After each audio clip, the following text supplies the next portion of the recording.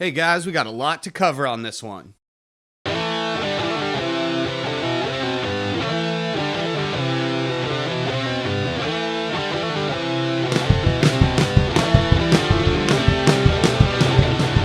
Hello everybody, welcome back to the Sogcast. I'm Patrick.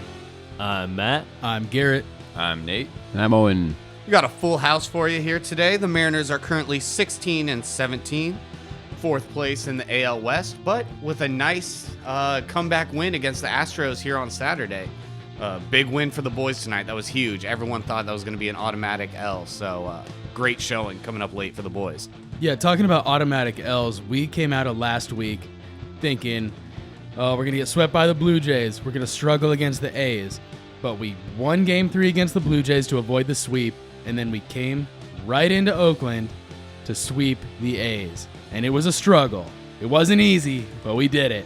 I did say, though, we were saying sweep or bust against Oakland. It had to be a sweep or else the whole series would have been shot. So we were looking for the sweep. It just wasn't a pretty sweep. But at the end of the day, still got swept. Yeah, I took a poll. How confident are you guys that we're going to sweep the A's? I think I said something like 30%.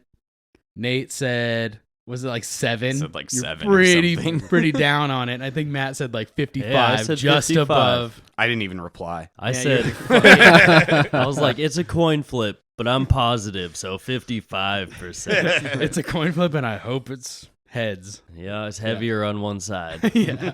And I contradicted myself there because last week I was calling for pretty much sweep or bust against Oakland and mentioning how important that Sunday game against the Blue Jays was going to be. And yeah, I mean, I feel like that sparked the momentum going into our Oakland series.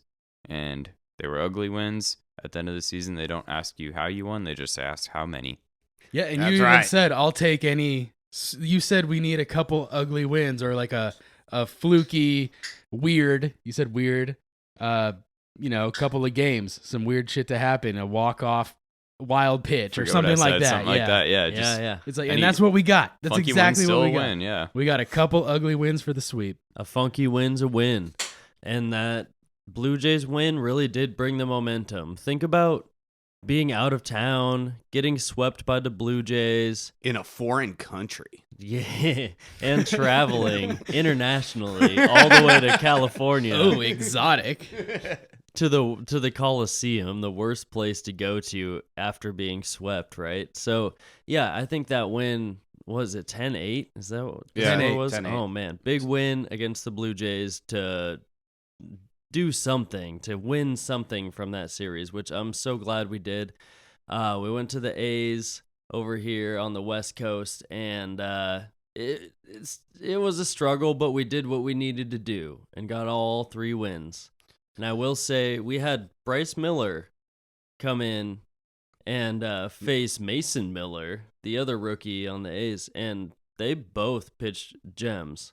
And that was the one pitcher I was worried about for us facing the A's, because I heard he got called up earlier in the season. He throws hundos. Like, this dude's really sick. And Bryce Miller came up and matched him inning for inning. It was so good to see another pitching success from the Mariners' depth, that every pitcher we call up is good. You know, that's one thing we can hold our hat, like hang our hat on for sure. Yeah, that Oakland pitcher, Miller, who Matt did mention was the one he was concerned about. That dude got Felix Hernandez so damn hard, and I feel so bad for the guy. Pitched an absolute gem for Oakland. 7 no-hit innings. He had a chance to legitimately go for a no-hitter, and Oakland pulled him, and immediately in the top of the 8th, A.J. Pollock hits a home run, and just like that, the no-hitter is gone, the shutout is gone, and that pitcher who pitched an absolute gem now gets a no decision for his troubles.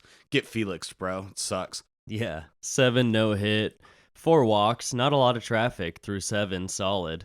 He pitched 100 pitches, just about exactly, and then, yeah, Familia really blew it for them in their pen, where he came in to face the lefties, and Ty France worked a huge walk, and then Kelnick really hammered it home, and, like, we scored the runs. So, yeah, Bryce Miller, though, his line, he went 6 innings, Well, he was no hit through what 5 1/3. I think it was 5 like 2/3. perfect. 2/3. Perfect It through was like perfect. 5 Yeah, perfect. in his major league debut. And who was it? Tony Kemp. Of course, It was Tony Kemp. fucking Tony Kemp. Who Of course, else? it was Tony Kemp. Who But else? yeah, Bryce Miller had he even set a record, 10 strikeouts in his debut for the Mariners. That's a franchise record. Yes, it is. Also, he became the 30th pitcher in Major League history to record 10 strikeouts in his Major League debut. So he set tied a Major League record and then set a Mariners franchise record. So that's Yeah, nice to see. He It's became, really I good. believe, the third in history with 10 strikeouts and no walks. in Oh, his wow. debut, That's too. right. Wow. That's awesome. That's something George Kirby does too, you know? Like, it's good to see another guy who has that kind of command. But he went 6 innings, 2 hits, 1 run, and really got the job done. I'm excited to see him pitch on, I think, tomorrow? I think he's pitching Sunday. Yeah. Yeah. Today's Saturday. He'll pitch tomorrow against the Astros. Yeah, I'm excited, man. He looks really, really good. His Stuff Plus numbers came out after the game. That's like the rotation, spin on the ball, the movement on the ball. All of his numbers for all 4 of his pitches were above the major league average for Stuff Plus, and especially his fastball. His fastball in the zone, his whiff rate was insane. I can't see it right now, but I remember it was out of control. It's kind of like George Kirby has a really nice whiff rate on fastballs in the zone. Like, he reminds me of a guy like George Kirby, whereas Brash gets a little bit wild. When we saw him start, that's why he moved out of the starting role, where he has nasty stuff, but he's wild. And that's why Kirby came in and filled that role perfectly, because he has the control to be a starting pitcher and spread it out. And I think Miller seems like he's in that same vein. So I'm excited to see him pitch tomorrow and in the future here. For sure. If you've got to fill a Robbie Ray role, I mean, these young guys are getting it done. Easton McGee and Bryce Miller coming out guns blazing. Even Tommy Malone in his spot start for us did really well. So That's true, too. It's kind of nice. It's like literally our weakest part in our starting rotation is Chris Flexen. Although Chris Flexen is now back in a bullpen role. We were really hoping that not that he could fill Robbie Ray's shoes, but that he could be the At next least man. cover the shift. Yeah, Come like on. I mean, and he has just been bad. We're all disappointed on how Flexen has played this year. So yeah, now he's back in the bullpen role, and it's fine. He's just an inning eater and stuff, which you do need in the bullpen to have some guy just pitch a long game if you need it, instead of just rotating one guy per inning and using up all your arms. It's nice to have kind of that lengthy reliever that can go deep into a game if needed. Especially along with our other bullpen stuff. Penn Murphy is just now been on the 15-day IL. That sucks. He's been really, really strong for us. Damn, yeah, he's been pretty locked down. In other bullpen news, Diego Castillo got sent down to AAA. Did he Good. get DFA'd and then cleared waivers? I think he might have. Yeah. Yeah, he got like outrighted. No one wanted to pick up Yeah. his contract because it's not like a minimum contract, you know? So they weren't willing to pay him like that few $1,000,000 to take on his contract. So yeah, he got outrighted back to AAA. And so we have him still. If he figures things out later, that'd be cool. But I mean, we already have a stack of relievers and more pitchers. It seems like we have an endless pool of pitchers that we're pulling from It right definitely now. seems that way because we just pulled up 110 today. Made his major Oh, league yeah. debut. Yeah, he made his debut today. Pitched great, I think. Yeah, as so a I was reliever? at the game actually. I was walking around the stadium. I decided last minute to go to the game, and I had to leave early before they scored 7 in the 8th. But before that, it was 3-0 and pretty dismal. But I was down in the bullpen when Juan Ten was warming up, and I was telling other people, I was like, oh, hey, he's about to make his major league debut. Like, I didn't realize he was here, and he's going in 3-0 game, and I was telling a few people down there watching him warm up, like, yeah, this guy's young. We've had him around for a while. We traded him back and forth. Like, he's about to make his major league debut. Like, let's go. And he got it done. Did he come from the Yankees? I think we traded with Because I know them we had or- him Then the Yankees had him. Then somehow he's back. I missed that. I Yeah. didn't know he was back either. He's bounced back and forth, but he was really young when that was happening. He was still like 18, 19 years old. They didn't know who this guy's going to be, what he's going to develop into. Yeah, that was a few years ago. Yeah, so he's finally made his step up here and is trying to fill a role with Penn Murphy out, and he got it done today. And it's good to see him make his major league debut and get all 3 outs, not give up any runs, and that was excellent. It was fun to see him warm up down there. And like, oh, another note, I was down there at the bullpen, and Dad, Paul Sewald, was talking to some kid in like this cool Mariners chain and hat, like at the corner of the little like thing out there, and they were having a nice little talk, and he kept giving him fist bumps and like talking to this kid. I was like, yeah, Dad, he's doing his thing. It was really cool to see like in action. He was just walking around and like talked to this kid and was like, yeah, man, let's go. And I don't know. It was a really cool thing to see kind of behind the scenes. You don't see it on TV. It's just you have to be there and be hanging around the pen and see what those dudes do when they're not warming up, when they're not pitching between innings. It was a cool little thing. So yeah, Juan then making his major league debut, 10 pitches, 7 strikes. I mean, talk about efficiency, getting out of the inning for your major leagues, like to make your major league debut. That's pretty cool. Mariners pitching is definitely not the problem. Our problem is still our offense. We had a nice late offensive explosion today for a comeback win against the Astros. But I mean, even against Oakland, who has the worst pitching in baseball, it took Mariners legend AJ Pollock on back-to-back nights to hit home runs in the 8th and 9th inning for the Mariners to even have a chance to win those games. And, you know, kind of next man up mentality. It's kind of good to see Pollock come into those situations. He's not an everyday kind of guy, but as like people have been writing him off. I mean, he came up in clutch in back-to-back games, so that was huge. But the piss poor showing from the offense has been pretty troubling. We have some people that are kind of turning it around. Colton Wong is starting to hit a little bit better. Caballero, who is our rookie, is making some decent at-bats and getting some clutch hits. Pollock had those clutch at-bats. Ty France, though, is been struggling more than he should. It's really, really disappointing. He still only has 1 home run on the season, and that was on opening day. So it is kind of frustrating to see Ty France, who is such a pure hitter. I mean, and the stuff he's swinging at, it's stuff at his damn eyeballs. Like, he is not having good at-bats. Yeah, I will say Ty France, they've learned how to pitch to him a little bit, and he does swing at that high fastball because when he gets a hold of one that's like close or into the zone, he can send it. But they've learned that he'll overswing on those the riding fastballs, you know. He's been struggling really hard, but he's had, he had a couple hits today. He's had 1 hit in a couple games recently. He's starting to get back. He was 1 for 26 or something, you know. Like, he's been on a really bad streak. But he's looking a little bit better and a little bit better, and I think that he's getting back slowly. Wong really is improving.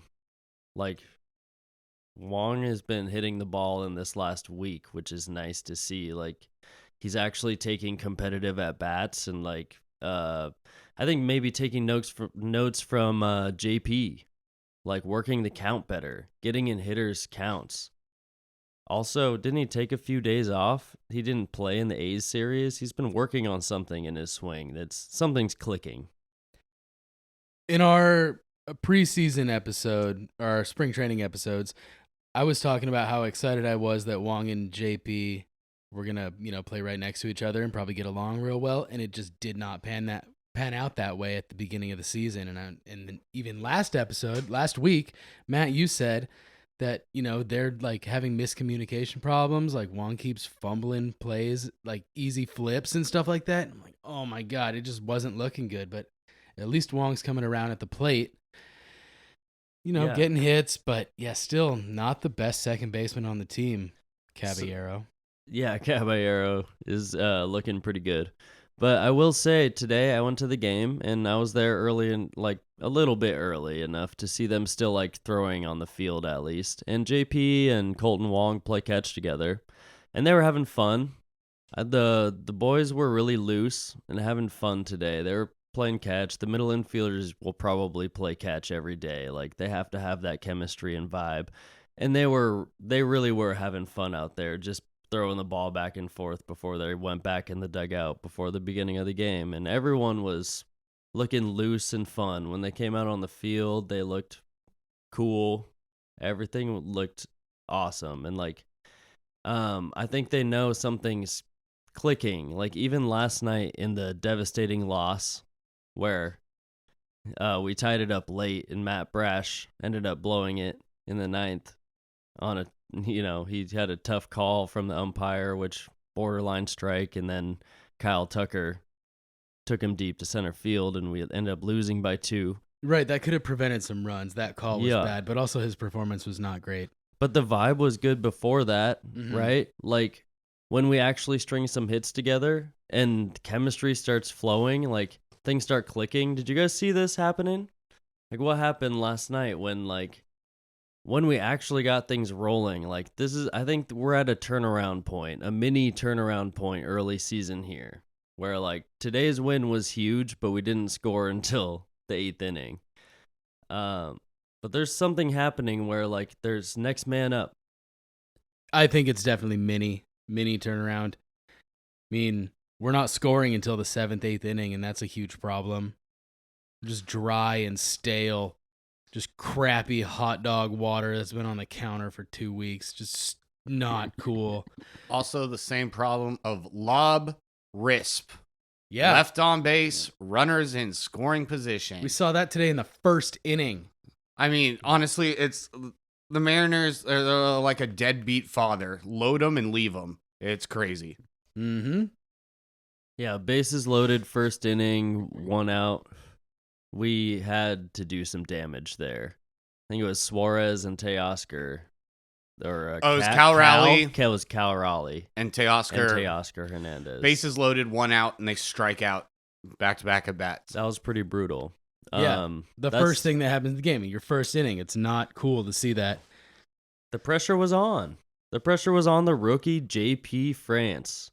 The rookie with bases loaded first inning against the Mariners at their stadium. Like, we had the pressure on them, and we didn't capitalize at all. And that was pretty dang frustrating to see in the first inning. That was exactly like last night, Friday night, too. We had, second and third?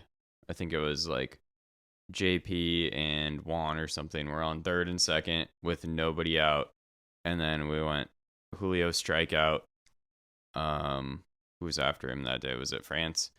But anyway, strikeout, and then easy ground out. Like, you cannot be just giving away 2 strikeouts with no outs and guys on second and third. Like, pop fly to the outfield. Just come on. Like, give him a chance to score at least.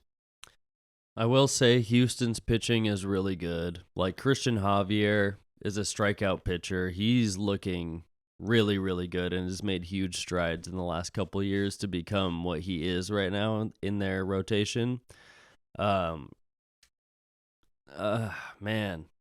we got on their bullpen tonight, Saturday night, which was really nice to see, because Friday night, Brian Abreu we got on Brian Abreu too, which is really good to see. We saw their A line of bullpen pitchers on Friday night and like their B line on Saturday night, and we capitalized on both situations. Like, that's huge to see because Houston's bullpen is really good, and our offense needs to be able to make flip the switch on that kind of situation and really know what's happening and like jump on that. And we have been, but we need to get that on the starting pitcher. Absolutely. And Houston's down a bunch of dudes too. They got no Altuve, they got no Urquidy. Who else? They're down a few people. Luis right Garcia is having Tommy John surgery. Yeah, they just lost Garcia to Tommy John. Lance McCullers Jr. Has been hurt all year. I know that because he's on my fantasy team. He's just sitting on the IL, not doing nothing. Yeah, well, man. I'm glad he didn't pitch against the Mariners. Play against the Mariners. But Yeah, man, we needed to capitalize yesterday. Couldn't get it done. Thank God we did it today. Avoid the sweep. Tomorrow, we can get the series win. But, I mean, come on, man. The Astros are down bad right now. Or at least, something that we can do about it.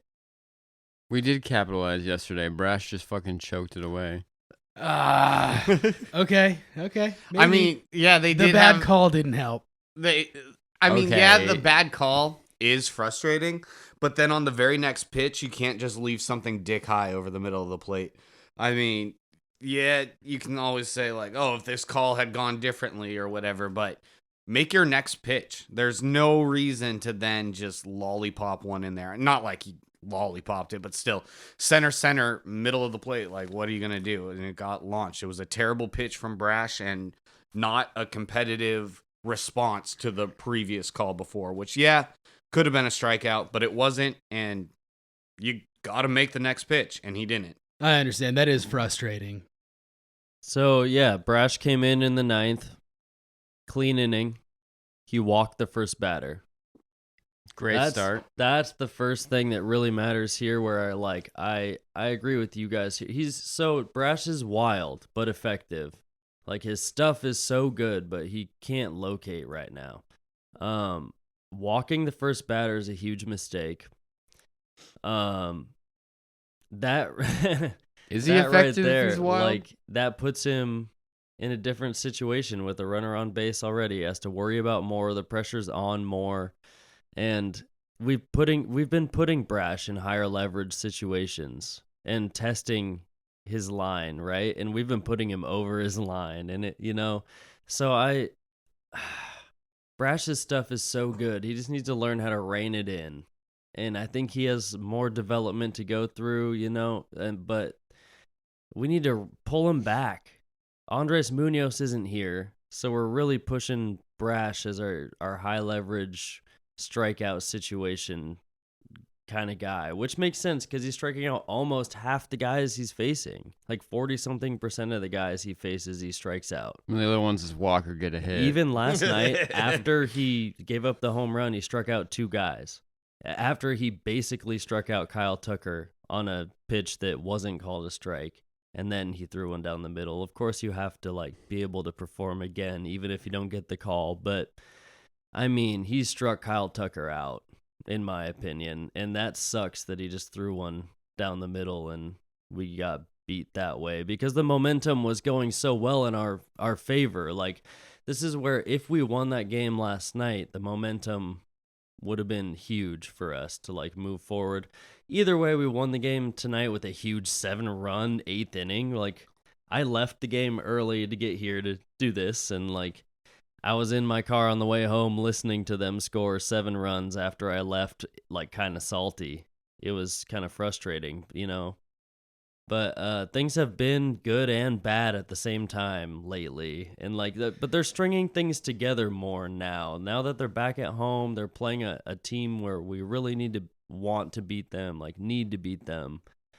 I think there's something happening, something of a spark. It's nothing in a huge wave of momentum, but there's something happening, and I can see the good in the frustrated, way that I am right now, which is, I don't know. It's weird. It's a weird feeling.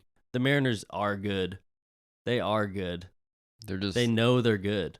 7 of the 9 players batting are slumping. They're just all fucking they're just slumping. hovering right now. They're hovering over the edge of a cliff. We're hovering around 500 baseball, I think. Nothing's right. Nothing's clicking right. But we're hovering, and I like that, at least, that we want it so bad. Right, we're not 10 games back. It's not a lost season. It's just tough right now.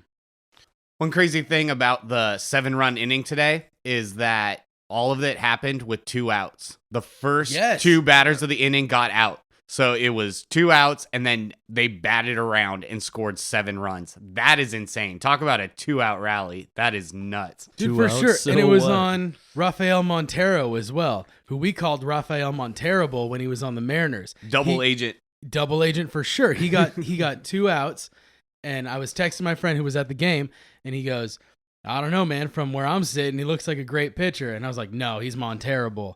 And lo and behold, what happens? He gave up, 4 runs, 3 runs? And then the next inning, whoever they replaced him with, some other guy, gave up another 3 or 4 runs. So Well, they pulled. I mean, still the same inning. They pulled him after he gave up 3, and then they brought in, Stanek, who then proceeded to give up another 4 runs. Does he still have long hair? I left the game. I didn't see him.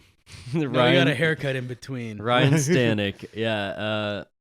I'm glad we got to hit off of him too. I mean, it feels good to be able to hit off of their back end guys like 2 nights in a row where like, hey, we're showing you guys that we have a beat on that at least. And we'll see what happens tomorrow. I hope we can take the series. And Marco was on for the first couple innings until he got hit around a little bit and things started to fall apart. Like he wasn't getting strike 1, he wasn't competitive on 2-0, and he can't just throw a fastball in there. And he ended up walking Jose Abreu twice, which led to runs at least once, and it was frustrating. Yeah. He gave up 3 runs today in a start. Yeah, 3 runs. That is a quality Marco start. That is. I mean, it's what you expect from him. Yeah, that is 100%. I don't expect him to go 7 innings, no hits. Oh, no. Like 3 runs, okay, that's like a gap that's doable to overcome. And he's had a couple of great starts, and now Yeah. we're like, we're back to the Marco we know. Yeah. Also, even though Astros pitching is a little bit on the down slope right now, they're still a very good hitting ball club. That's never going to change. As long as they have Yordan Alvarez in the lineup, literally just him makes their lineup a threat. The dude is one of the funnest hitters to watch in baseball, and I absolutely hate that he's on the Astros. Agree. Yeah, because Yordan, I want to be a Yordan fan, but because of that H across his chest, I hate him. Fair enough, dude. I feel the same exact way.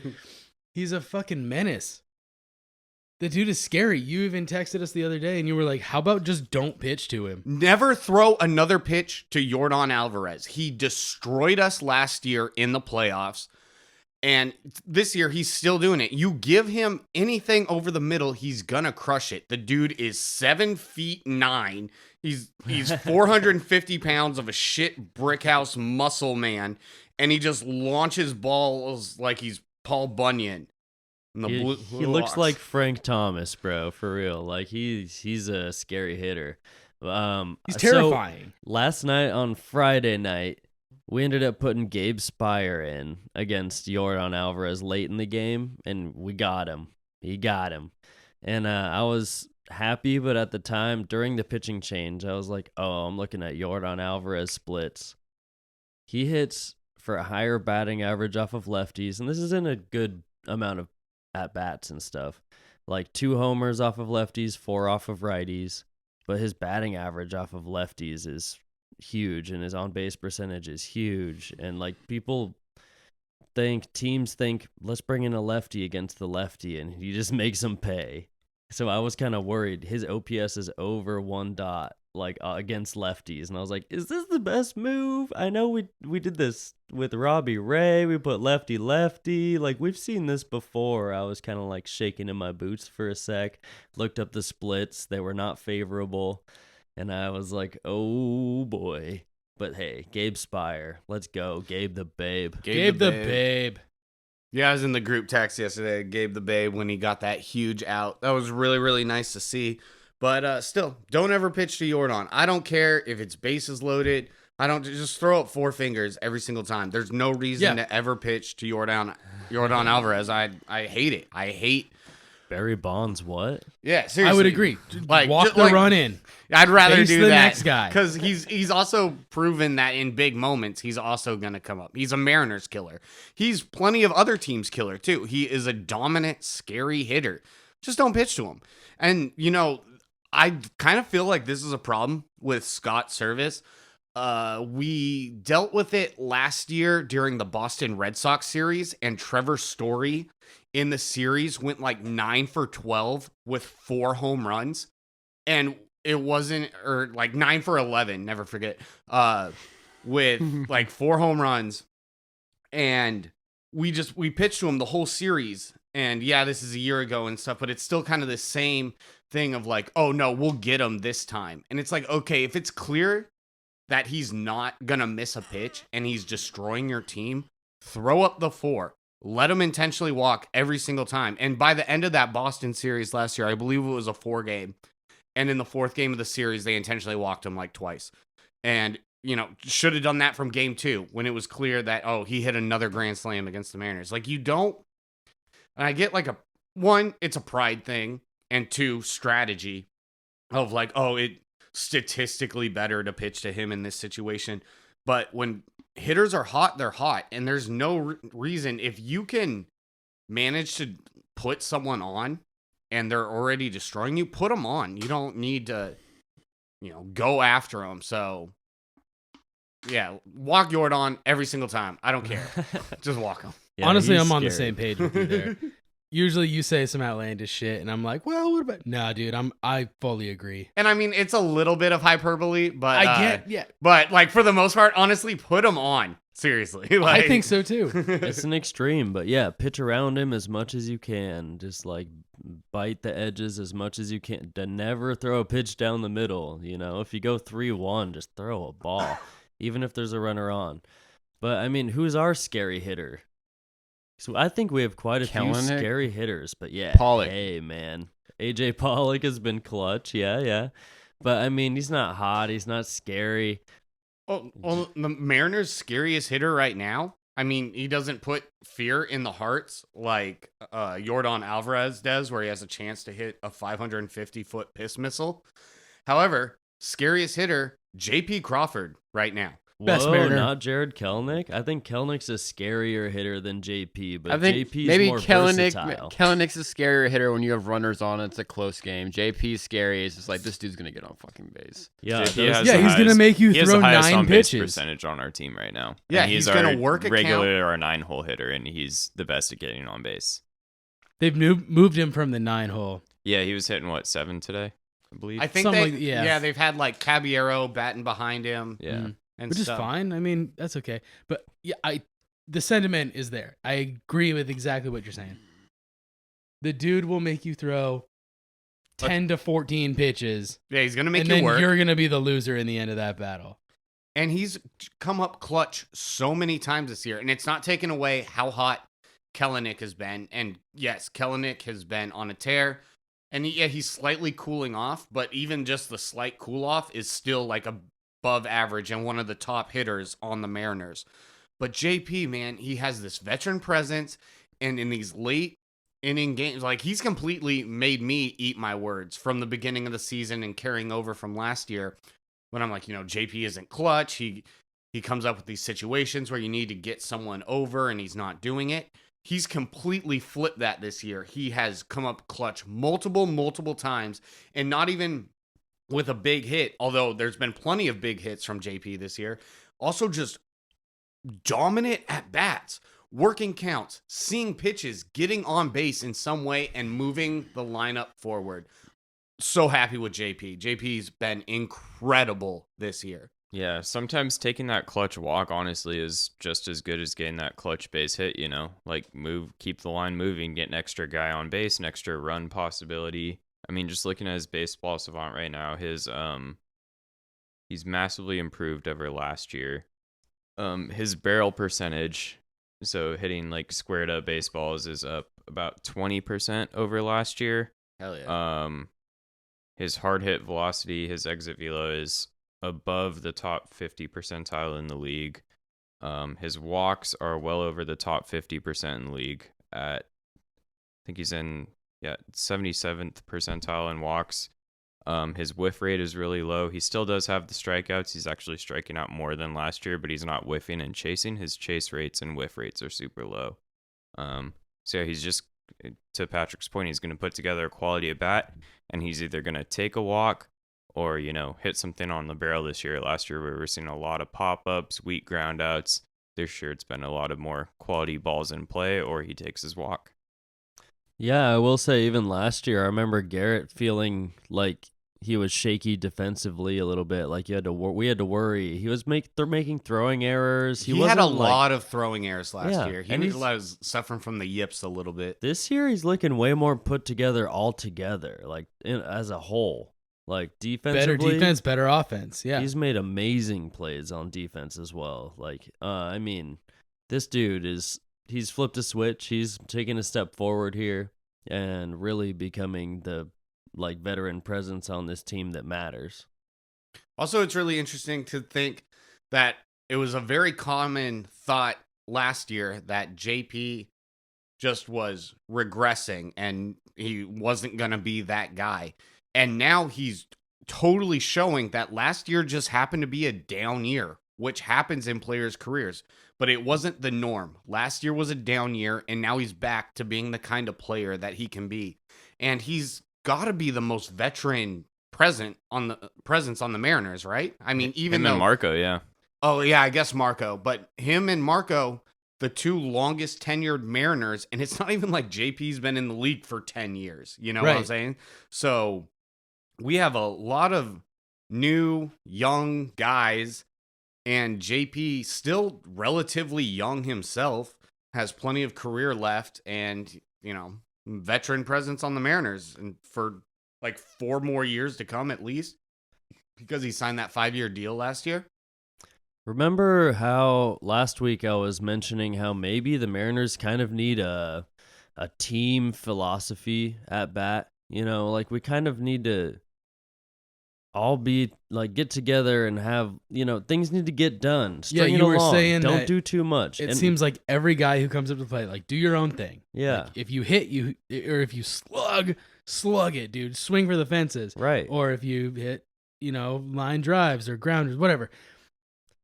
Anyway, I've heard Scott Service even told the team, like, don't try to do hero shit. Like, we're good. Like, everyone just do what you need to do at the time. Like, relax. And you don't need to always be 110% swinging. Like, Is this related to Julio? I mean, yeah, Just definitely. gunning for I think of almost Julio. nothing. Yeah, when I Yeah. hear that, I think of Julio for sure. But also other, don't try to do too much. Just do what's necessary and like know the situation. Know what you need to do in each situation and try to do that as much as you can. And we all everyone needs to be on the same page. But either way, like what I'm thinking is like, what if everyone kind of adopts more of a JP style at bat? I mean, I think that's Easier easier said than done. Yeah, That dude is crushing. but what I'm saying is working like, counts. But what I'm saying is like, see pitches, read the pitch early, and if it's in the zone to hit it. But if it's like, read it early. If it's obviously a ball or if it's a breaking ball that's gonna be down, like read it early. JP's really good at that, and I think I've seen Colton Wong kind of take that kind of approach. But like our big offensive hitters that really want to swing the bat, Teoscar, Eugenio Suarez, Julio Rodriguez. Ty is his own guy, but like those guys, like this, they're swinging and missing at pitches that are bad. I saw Teoscar chase and Eugenio chase on really non-competitive breaking balls today because they didn't read it early out of the hand. They were bouncing in front of the plate. Like JP's never gonna swing at a curveball that's bouncing in front of the plate. So what I'm saying is maybe they, the real bashers take a step back and like see the pitch to hit in the zone. A guy like Vladimir Guerrero does that. We need that. We need these guys to see a pitch in the zone and hit the ball in the zone. No like out of the zone chase bullshit. That's happening a lot. We need to pull Julio from the leadoff spot from the time being. Stamp it. He's not. His batting average has almost dropped to just straight 200. It's not saying that he's not a great player and that he's, not the future of this franchise, but it is not clicking right now. He had to take a couple days off. He was dealing with that back issue. He's back in the lineup, but you got to move him down in the lineup right now. Put him, I don't know. He needs to figure it out. He is not having great at-bats. I watched him, kind of. I was at the Seattle Thunderbirds game tonight. Go T-Birds. So I was just keeping up. Go T-Bird. I was just keeping up on the MLB app. But again, I watched Julio take first pitch ball in the dirt, second pitch also in the dirt, and he swung and missed at it. And it's just like he's not seeing the ball well right now. His average is super low. He's trying to do way too much, and I think just you got to move him down in the order just for the time being. I get that you want to have that kind of speedy power spot in the leadoff role, like that's kind of how the Mariners want to play it, and I get that. But right now, you cannot have your leadoff hitter batting 220 and it's slowly dropping. He needs some time to figure it out. If we move Julio down, who do we put in the 1 spot? Like, J.P. Crawford, dude. I don't know. JP's been no. Are you serious? Maybe Jared Kelenic. No, hell no. You think so? Really? JP historically did not do very well in the 1 spot. That is it's an like excellent what point. we're just replacing shit with shit. Like, and JP's been like killing it in the bottom of the order. I would just leave him there. I agree. 7 and 9. I like leaving him Perfect. there, Honestly, yeah. preferably 9. Yeah, I wholeheartedly agree with Owen on this one. But yeah, JP has had plenty of time in the leadoff role, and it has not worked out for him. And there's just certain guys that hit better where they're at in the lineup. So we saw the same thing where Jared Kelenic was batting in like the 7th spot, and we moved him up a spot or two, and it started to dip a little bit, which again, there's so many variables in play, but baseball players are slaves to routine. And if someone is cooking in one spot of the lineup, I think leave him there. And I definitely agree leaving JP in the bottom part of the lineup. Not that he's not a great hitter, but this is where he's really flourishing. But to answer your question of who we put in the number 1 spot without Julio, I do not have an answer for that one. Does anyone else have any suggestions? I mean, no. Caballero. I mean, here's an answer. Nope. Well, no, and it's weird because you would think like JP, like you were saying, like would make logical sense. He gets on base, he has great at bats, but yeah, I mean, why would you mess with what's working? Like he obviously, I mean, we had him bat leadoff a couple of days when Julio was out with his little back tweak, and he did not do too hot, and he's been much better 7 through 9. I don't know what it is about it. It's, I think, like Patrick said, just routine. Like, you know, when you're getting up, who's going to be on in front of you or behind you, and you're kind of used to, you know, coming up in that situation. I mean, I'm thinking just keep Julio there. Just hope he gets better. I mean, give it a little bit more time. It's been bad for a while now, which is, you know, it happens. Everyone slumps. Literally everybody. So, who would you think, Owen? I don't have a super great answer, but like Oh, well. keeping Julio there is like just so detrimental. Like I mean, you just get into a hole. Like we're just like, right, Patrick said, we're slaves to like tradition and superstition. It's just like continually to fail at this 1 spot. It's just gonna like, it's not gonna make him a better player. He's just gonna get like really like upset about, like Kelenic. He played like shit for 3 years because he just like. And now that he's on such an upturn, would you rather have Kelenic hit first? You want Suarez to hit first? Bro, I mean, why don't we just do Caballero or fucking when Dylan Moore gets back, just put him well, there. we don't have Dylan Moore for the foreseeable future. What is I got this- one. What Not is an the option. difference? I got one.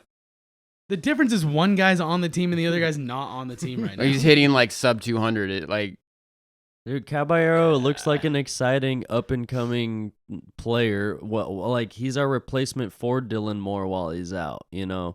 Like, Dylan Moore isn't here, but like I was saying earlier, like, before the pod, how much can we expect from Dylan Moore, and how much have we gotten from Caballero in his small stint? And I think they're about equal, so. I've got a suggestion for who we should put in the leadoff spot when he plays. Taylor Trammell.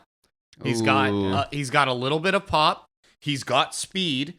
He has made an immediate impact since coming back from injury. And we have talked in earlier episodes about like waiting for Trammell to come back. And he's had these flourishes of being an above average player in the past. He's not going to be a superstar, but he has the ability to be a very good or slightly even like better than that major league ball player. He came back from injury. His very first swing of the bat was a grand slam.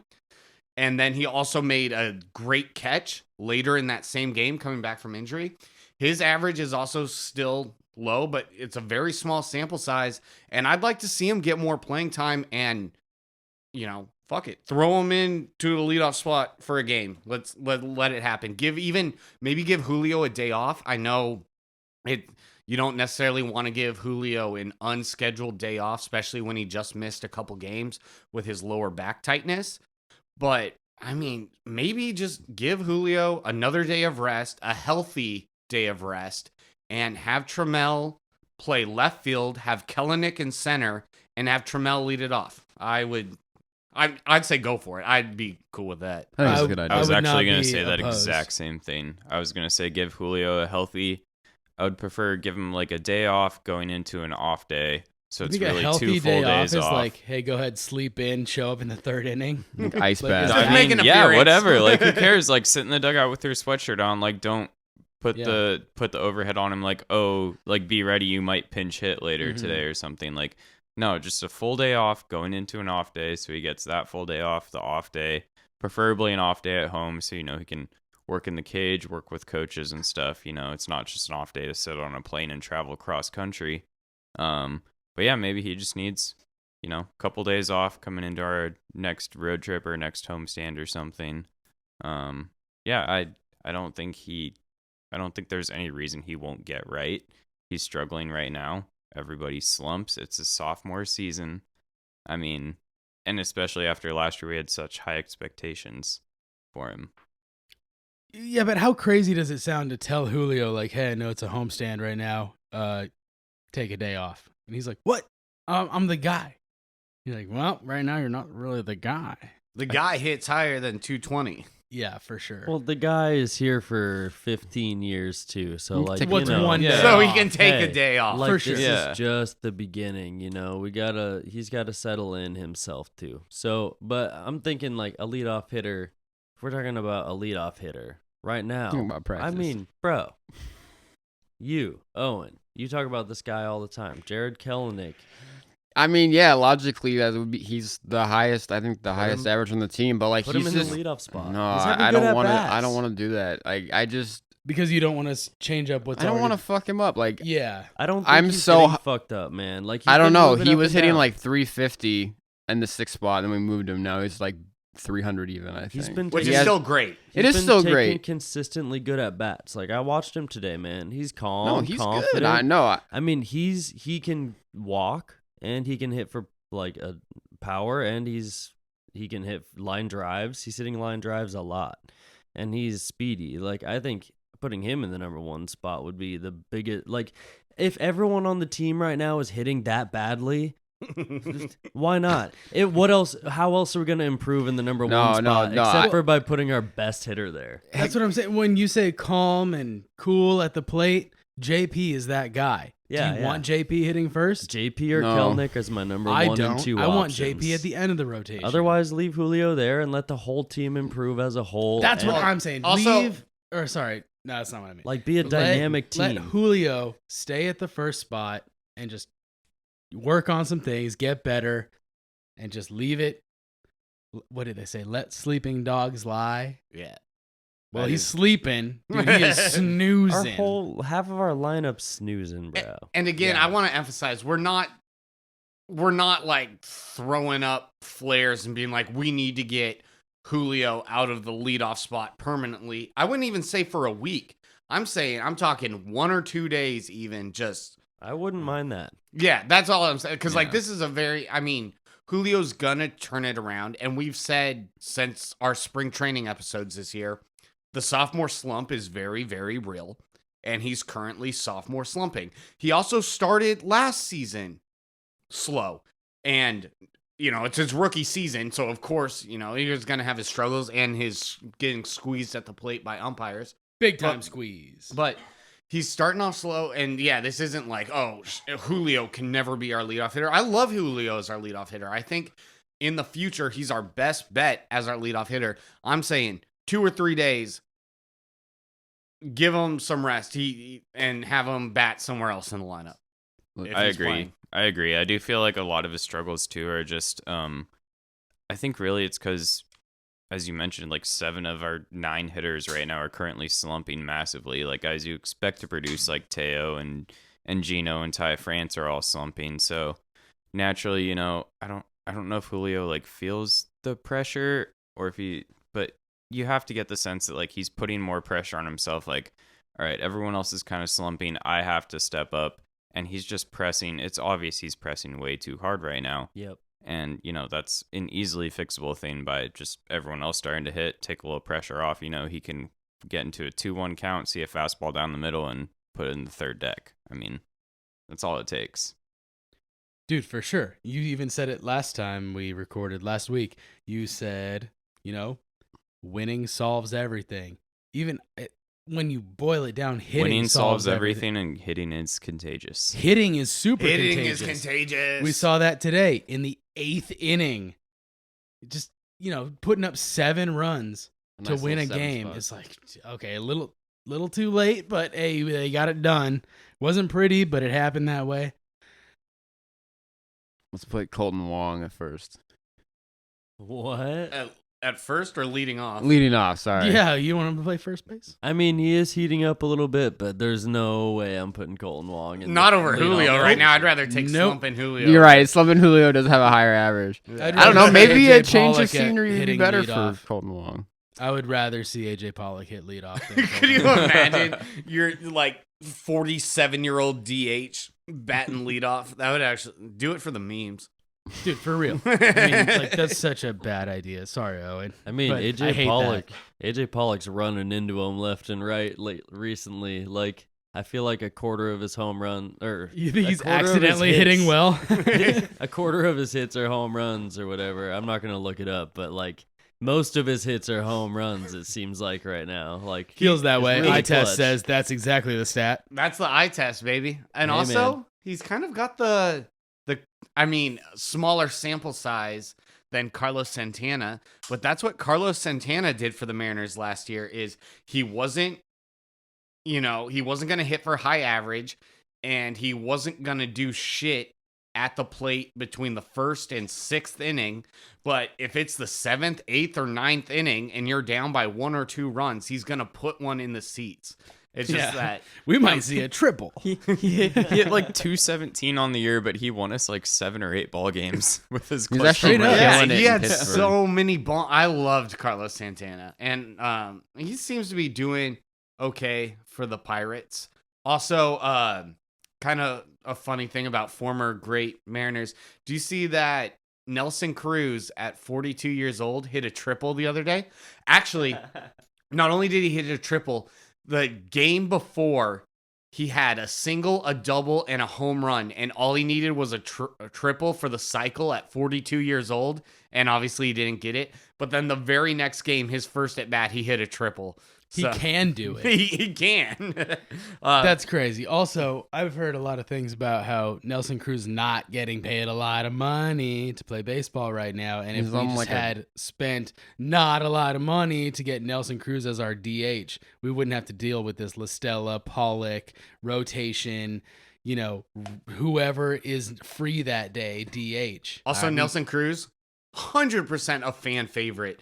Not Oh, even absolutely. Mariners fan favorite. He's just universally loved. Yo, I remember mentioning Nelson Cruz pre-season, being like, "Yo, why can't we just go grab?" We probably Carlos laughed at you because Santana it or costs a lot Nelson of money. Cruz? He's on like No, a dude. $1 million You're signing him contract. for Literally a like $1 million. 1-year, Right. nothing contract. Like Yeah, I was ins- like, why not grab this guy? Why not grab Instead- some DH that's old, but like, hey, it's Nelson fucking Cruz. Straight up. Instead, we're paying, however many millions of dollars to rotate DH on whatever your day off is, you can DH today. At least Listella's gone. Yeah, Listella's Yeah, gone forever. That helps thankfully. a lot. All right, an update on Pollock. 9 hits, 4 home runs. Hey, There you go. Look at that. Clutch, dude. He's That Carlos slugging is Santana brazy. it up right now for us. Yeah, clutch home runs, keeping us in the game, veteran presence. I don't know. He'll run into him. Like I said, half the time he'll run into it, which is cool. 60% want of the half- time, he'll hit a home run every time. That's right. And that's Nelson Cruz stats. Why don't we just sign And that that's guy for enough $1 for million? me. Yeah, dude, why not? Yeah. All right, listeners. Also, we have thrown out the ideas before of like, if you have anything that you want us to talk about, feel free to hit us up and we will bring it up. And Garrett just recently had a suggested topic to bring up and talk about on the episode. So let's dive into that for our lovely listeners. For sure. I had a friend hit me up recently who has not been a Mariners fan since he was a kid, let's say 10 years old or something. When everyone's a Mariners fan, baseball's awesome. But we are 30 and love baseball like we're 10. So he says, he's out of the scene, but he's getting back into it this year.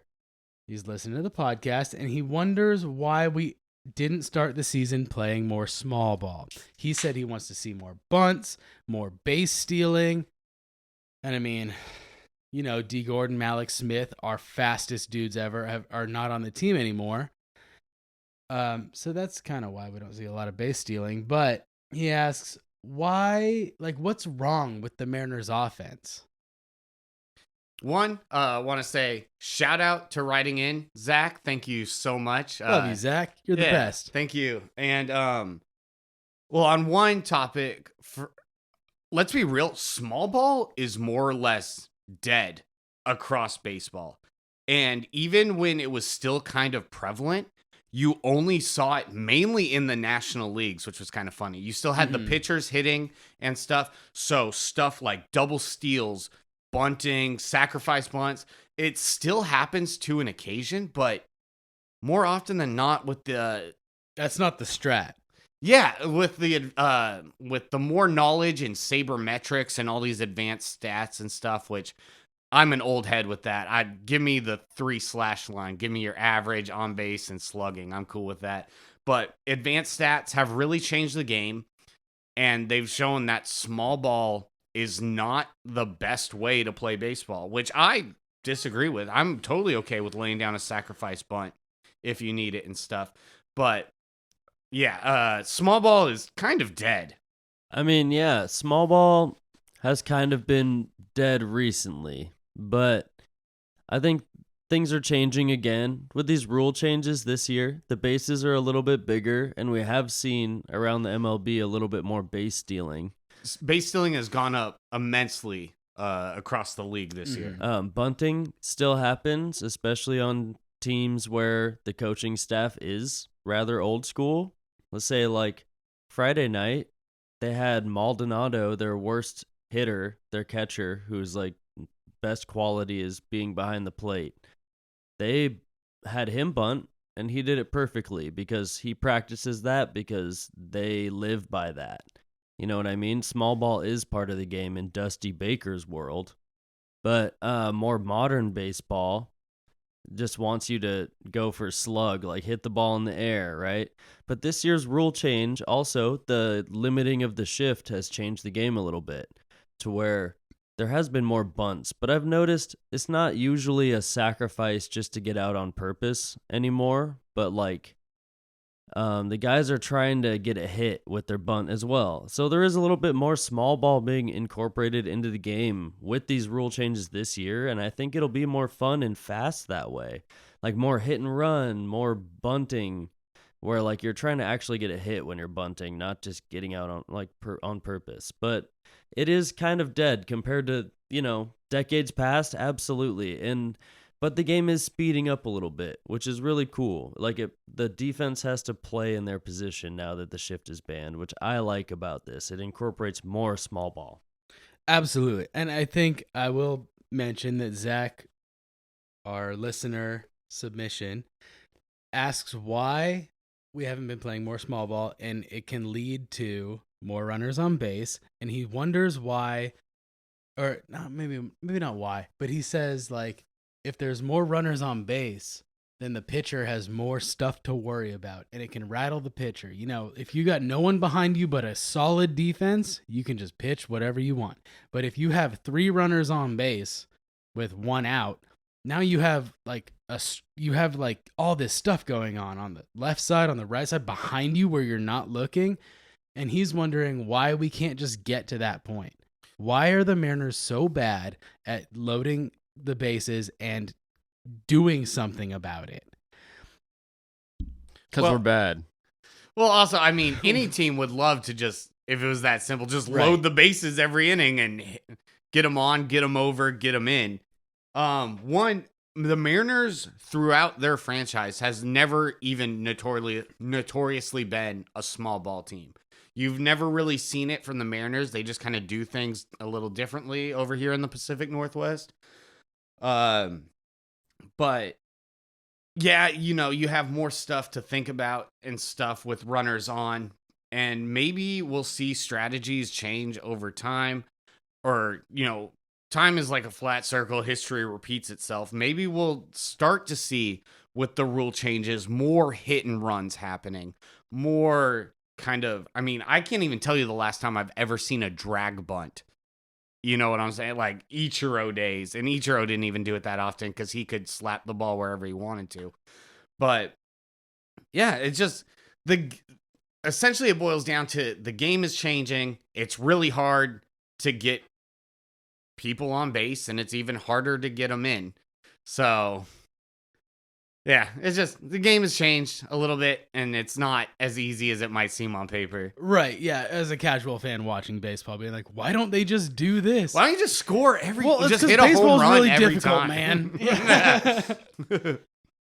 Also, yeah, that's a great question, Zach, as everyone has mentioned. We're not technically not playing small ball. We have 20 stolen bases on the year. Which is awesome. We're about middle of the pack right now, I think, in stolen bases. We're at, we got 30 teams and we're 16th. So, yeah, just under middle of the pack. Also, it goes to show how much the rule changes has already increased stolen bases this year. Yeah, 20 stolen bases through, 31 games after today, I believe, after recording on Saturday. So we're not stealing bases in that small ball aspect. As far as bunting goes, yeah, as Patrick mentioned, the sabermetrics nowadays just show that bunting really isn't worth it. It's not going to win you a lot of ball games. We don't have any advanced stats to back that up. We don't have like the sabermetric algorithm.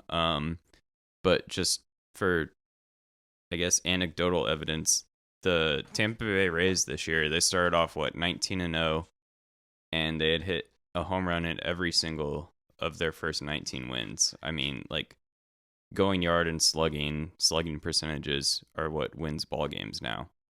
So I think that's why we don't really play small ball, and I'm okay with us not playing small ball. I mean,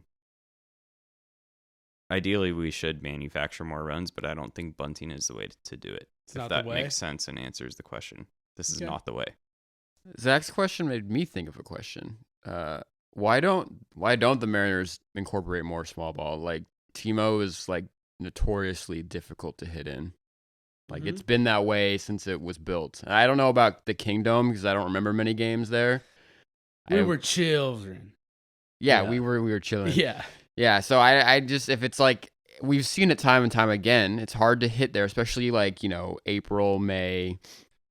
Why don't we try and capitalize on the small ball, at least in the spring? Yeah, that's understandable. It's a good question to go along with Zach's, and to answer like why the Mariners are not producing, like what's wrong with the Mariners offense? Like, I mean, we're just not hitting the ball well, like I think it really is as simple as that. like- the Mariners are not hitting the ball well. Mad cause bad.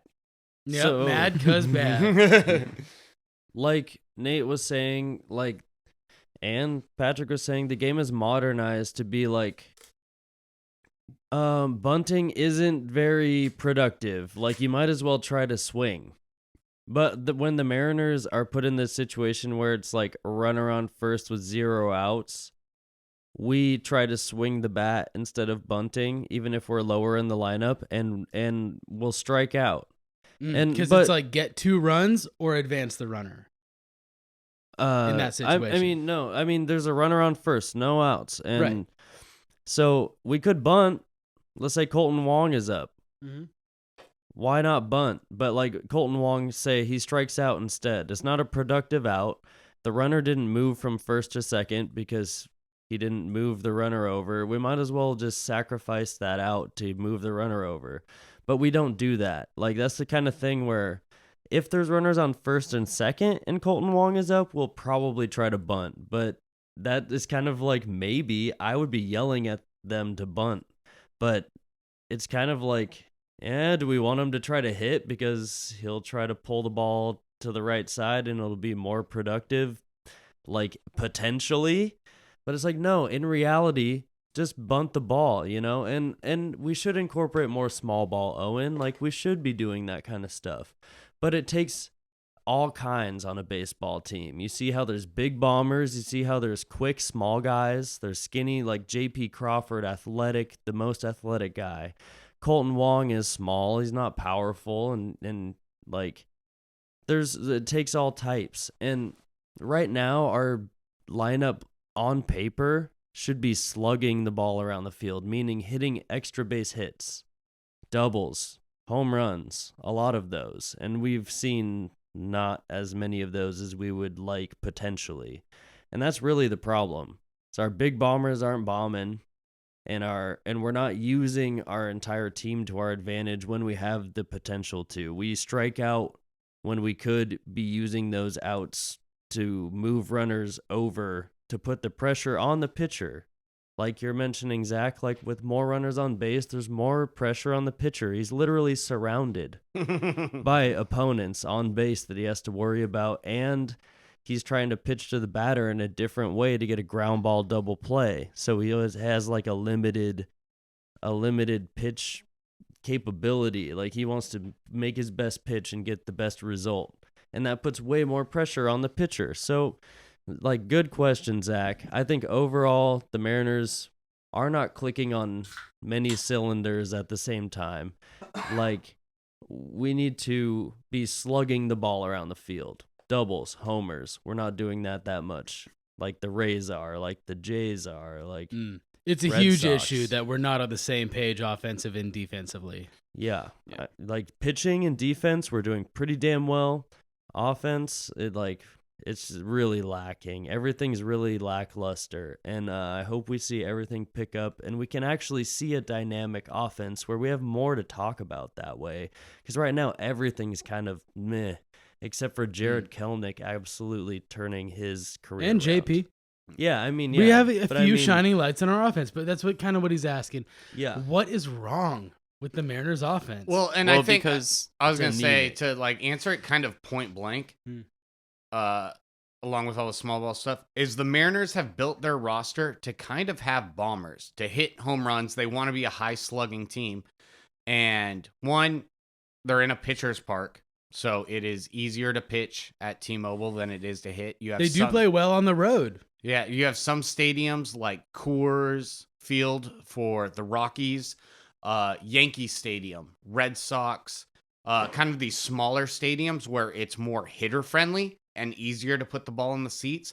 T-Mobile is a lot harder. It is known notoriously as a pitcher's park, and they built their team around slugging and hitting bombs. And right now it's early, the bats are cold, so they're not slugging. And that pretty much is the gist of it. They are still stealing a lot of bases, though, so that part is happening. And yeah, small ball is kind of obsolete, although I'm also a big proponent of, like, if you hit a leadoff double, provided the situation, but, like, depending on the runs or whatever. But for the most part, if you hit a leadoff double, sacrifice bunt and get him to third base immediately. And I know sabermetrics and stuff, that is a totally outlandish way of thinking nowadays, but I think it's beneficial to get that runner on third with one out every single time. But the game has changed. There's so much advanced stats that go into all of it. I really don't think it's as outlandish. I don't think it is either, like dude. other teams do think this way. There are teams who really do think that way, depending on the situation and who's up to bat. And like, I think you'd be surprised, man. Like, I think it's coming back into the game, especially with the way it is now, with the shift ban and stuff. And like left-handed hitters, left-handed hitters can bunt down the third base line. Like, I still see this stuff happen. It's not outlandish. I know sabermetrics and advanced stats have changed the game a lot, but hey, I mean, it is still a part of the game, just a very small part of it. It is a small part. I will concede that. Do you know who bunts a lot? Tell Who us. bunts a lot? Yeah, Who? the Oakland A's. Yeah, I And saw how many that wins? twice And how in a many row. wins do they have? 6 Yeah. or something. 7 now after yesterday. All right. Well, hey, Go next Full week. 7 wins. Next week, I'm coming back with who bunts the most and what they do. You know who doesn't butt? The Mariners? The The Rays. Mariners and the Tampa Bay Rays. Yeah. Because the Rays hit bombs. Yeah, they hit bombs and they hit doubles. Yeah, see, and they the hit with guys Mariners- on base. The Mariners are a 7 stack of dudes who can hit bombs, and they're not hitting bombs. So, like, the potential is there. It's just not fulfilled. You ever play Super Mega Baseball? You know who wins all the games in Super Mega Baseball? Hitting bombs. The sirloins. The Sirloins. With You know why? oh my God, what was his name? they're- Hammer Longballo. Hammer Longballo. Longballo. That's the dude. It's because they only hit long balls. And that's the game right now. Just hammer it. Maybe, yeah, the Phillies are built that way, and hey, Mm-hmm. they got to the World Series last year. Their defense was shaky for a long time, but they made it. I mean, if you have a lineup full of bombers, it's hard to beat you if you can put up runs and you can pitch decently. We have the opposite problem where we pitch well and our I think our lineup on paper is a team that's gonna slug.